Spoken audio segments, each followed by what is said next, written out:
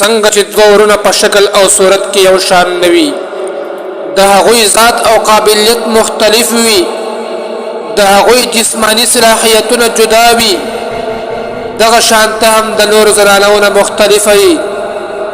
ستا ذهانیت ستا قابلیت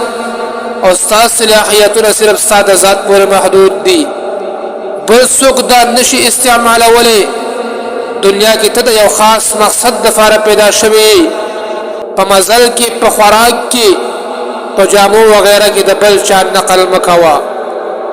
ګنې په دې سره به ستا ذات او شخصیت مسخ شي په خپل خیالات او عاداتو کې تبدیلي راوستل دا د یو مضبوط دشمن خلاف اعلان جنگ کولو نه کم نه ده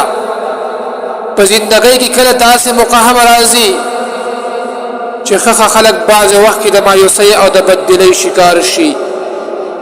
په خپل ځان باندې اعتماد ختم شي د دې وجه د خفه کېدو ضرورت نشته دی لہذا په خپل ځان باندې خود اعتمادي پیدا کا د وخت سره مقابله وکړه ثابت قدمی اختیار کا د یو څو کامیاب تجربو نه بعد به تا ته د دې ضرورت بیا نه راځي